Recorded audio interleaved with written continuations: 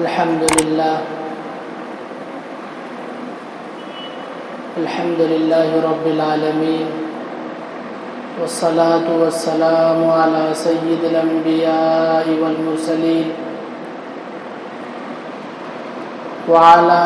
آله وأصحابه أجمعين. أما بعد، فأعوذ بالله من الشيطان الرجيم. بسم الله الرحمن الرحيم. ما يلفظ من قول إلا لديه رقيب عتيد. وقال النبي صلى الله عليه وسلم: من سلم المسلمون من لسانه ويده، أو كما قال عليه الصلاة والسلام.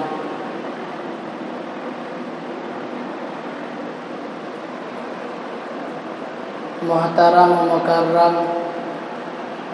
حاضرین جمعہ،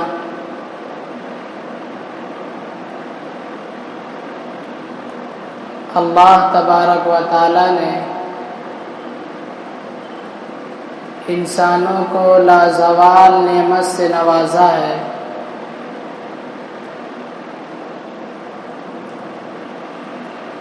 ایسی نعمت سے نوازا ہے کہ آدمی اس کا شمار بھی نہیں کر سکتا.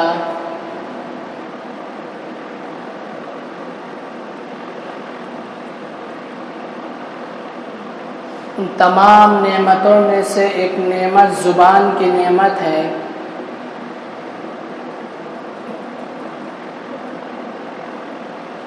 اگر زبان اللہ تبارک و تعالی انسانوں کو نہ دیتے تو انسان نہ جانے کتنی چیزوں سے محروم ہو جاتا، کتنی چیزوں کی لذت سے وہ محروم ہو جاتا، اور وہ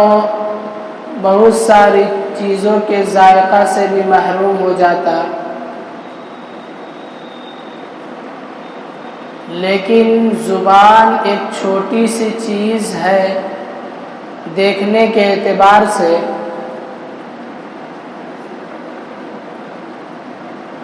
یہی زبان ہمیں ہلاک بھی کر دے گی اور یہی زبان ہمیں نجات بھی دے دے گی.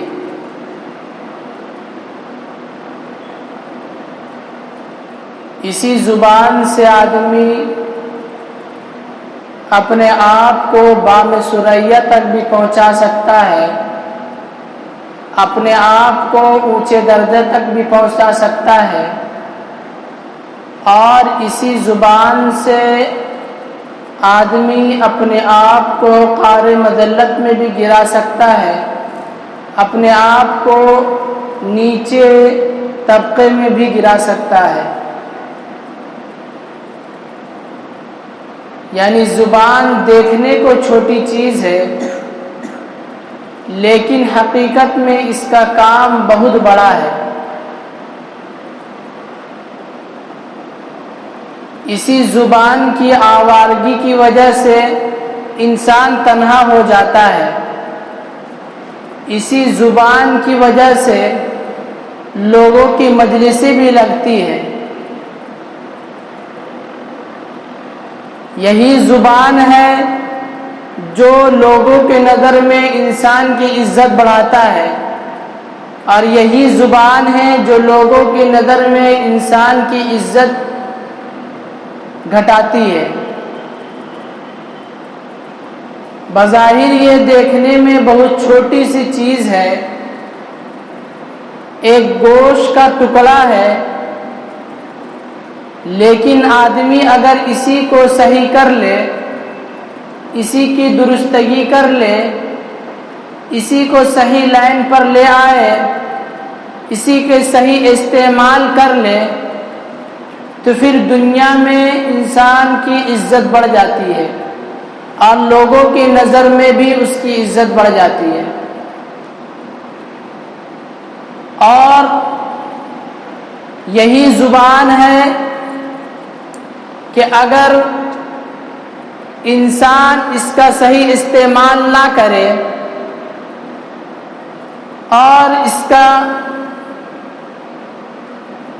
اپنی جگہ جہاں استعمال صحیح ہونی چاہیے وہ نہ کرے تو پھر وہ لوگوں کے نظر میں بھی بے عزت ہو جاتا ہے۔ بظاہر وہ اپنے آپ کو بڑا سمجھے گا کہ میں بہت بڑا آدمی ہوں، میں بہت عزت والا آدمی ہوں، میں بہت بڑا مفتی ہوں، میں بہت بڑا عالم ہوں، میں بہت بڑا چودھری ہوں، لیکن حقیقت میں وہ زبان کا صحیح استعمال نہ کرنے کی وجہ سے وہ نہ حقیقت میں لوگوں کی نظر میں بڑا مفتی بن سکتا ہے اور نہ ہی زبان کا صحیح استعمال کرنے کی وجہ سے نہ ہی وہ بڑا عالم بن سکتا ہے اور نہ ہی وہ بڑا چودھری بن سکتا ہے۔ معلوم چلا کہ زبان دیکھنے میں چھوٹی ہے لیکن اس کی ذمہ داری بڑی ہے۔ اللہ تبارک و تعالی نے قرآن پاک میں انسان کو یاد دہانی کرایا ہے کہ دیکھو جو زبان سے جو بات بھی تم نکالو سوچ سمجھ کر نکالنا۔ کیوں؟ اس لیے کہ تمہاری زبان سے جو بات نکلتی ہے، جو تم بات کہتے ہو، اس کے لیے ایک نگراں مقرر ہے جو تمہاری باتوں کو نوٹ کر رہا ہے، جو تمہاری باتوں کو لکھ رہا ہے۔ جو تم زبان استعمال کر رہے ہو، چاہے وہ زبان کا استعمال کرنا صحیح ہو، چاہے وہ زبان کا استعمال کرنا غلط ہو، چاہے اس زبان سے تم کسی کی تعریف کر رہے ہو، چاہے اس زبان سے کسی کی برائی کر رہے ہو، چاہے اس زبان سے کسی کو تم بھلائی کی باتوں کا حکم کر رہے ہو، چاہے تم اس زبان سے کسی کو گالیاں دے رہے ہو، یاد رکھو اللہ تبارک و تعالی تمہاری اس زبان کے چلانے کے بعد ایسے فرشتوں کو مقرر کر رکھا ہے جو تمہاری اس زبان سے نکلنے والی باتوں کو محفوظ کر رہے ہیں اور وہ دفتر میں جمع کر رہے ہیں۔ ما یلفظ من قول الا لدیہ رقیب عتید۔ یاد رکھو انسان کوئی بات کہتا ہی نہیں ہے، لیکن جب وہ کہتا ہے تو اس کے سامنے اللہ تبارک و تعالیٰ نے فرشتہ مقرر کر رکھا ہے، نگراں مقرر کر رکھا ہے جو تیار ہے، مستعد ہے کہ جو باتیں بھی انسان کہے گا، چاہے وہ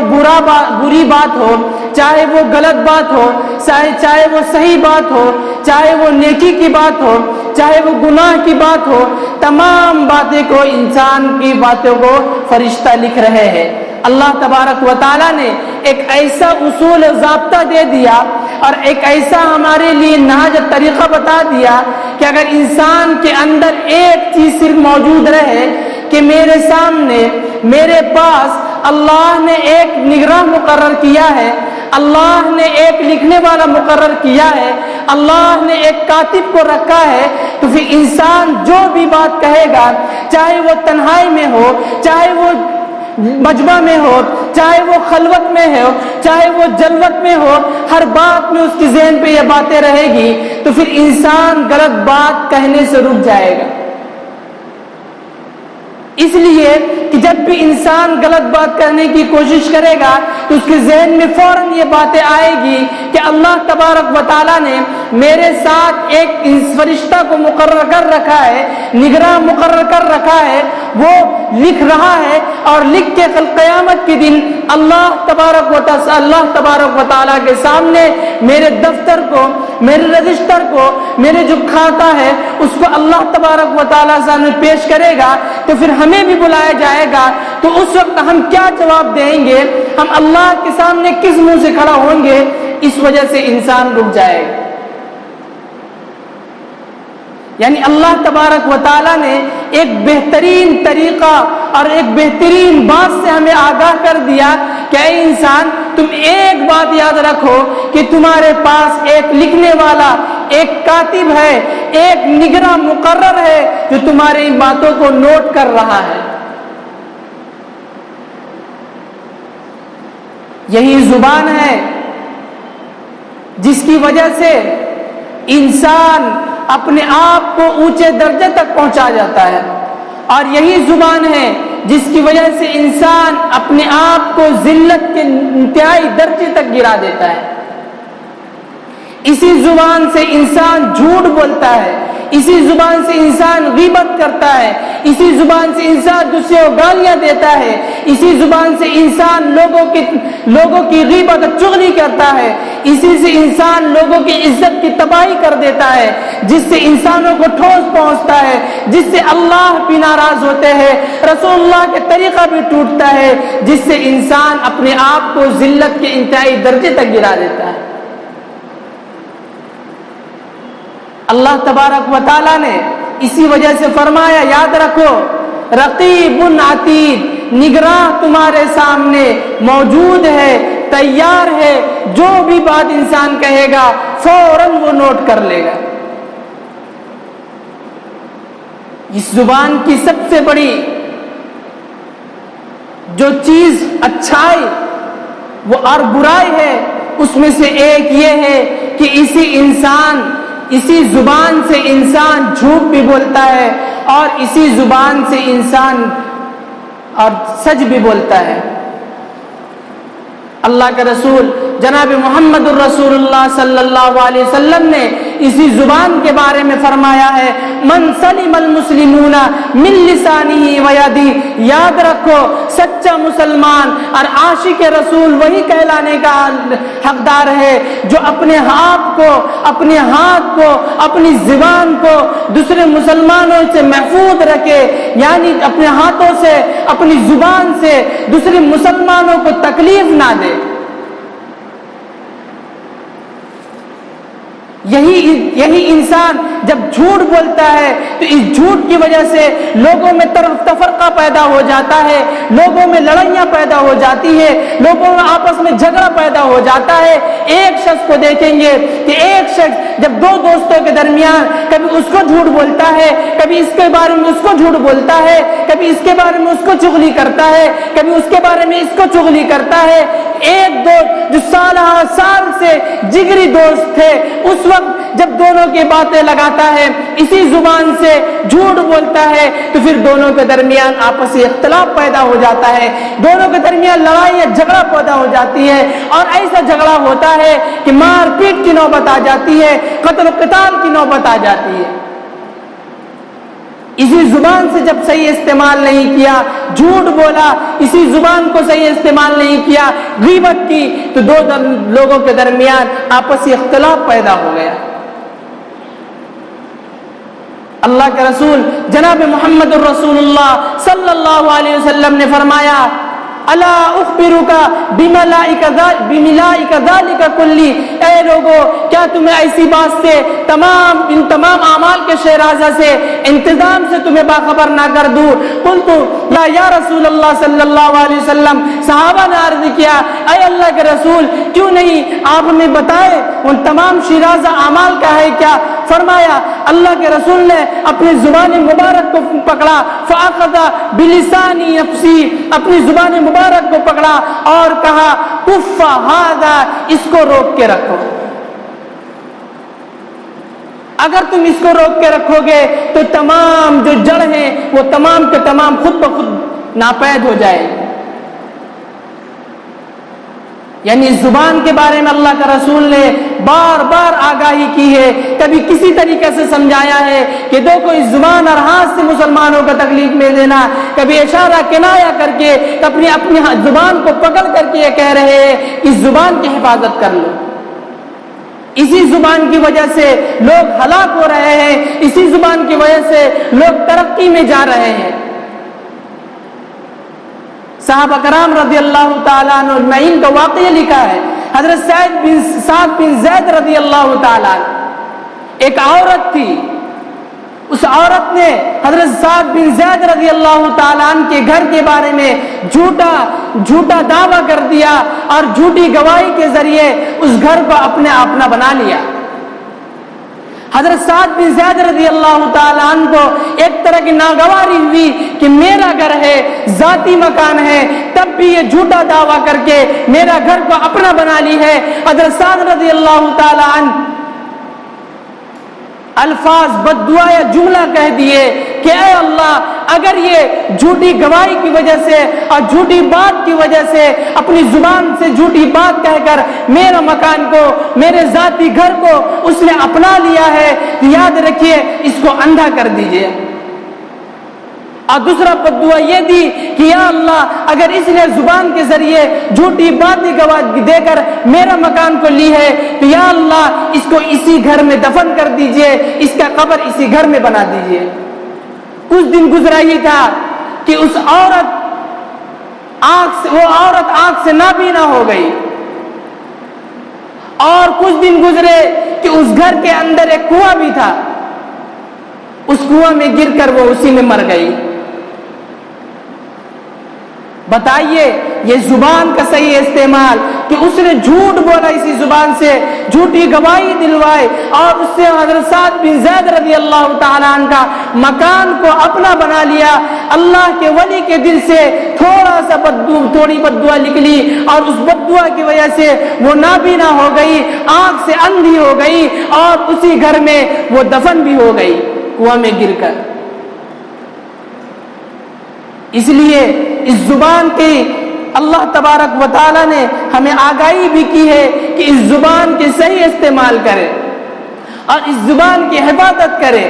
اگر کوئی شخص اس زبان کی حفاظت کر لیتا ہے تو اللہ کے رسول جناب محمد الرسول اللہ صلی اللہ علیہ وسلم نے اپنی امت ذمہ داری لی ہے کہ یاد رکھو، اگر کوئی انسان ایک چیز جو دونوں جبڑوں کے درمیان ہے یعنی زبان، اس کی مجھے ذمہ داری دے دے کہ میں اس کی نگرانی کروں گا، اس کا صحیح استعمال کروں گا، اللہ کے رسول جناب محمد الرسول اللہ صلی اللہ علیہ وسلم نے فرمایا میں گارنٹی لیتا ہوں کہ میں اس کو جنت میں گھر دلوا کر رہوں گا۔ یہ ہے زبان جس کی وجہ سے انسان جنت بھی پا رہا ہے، جس کی وجہ سے انسان جہنم میں بھی جا رہا ہے۔ اللہ کا رسول جناب محمد الرسول اللہ صلی اللہ علیہ وسلم نے فرمایا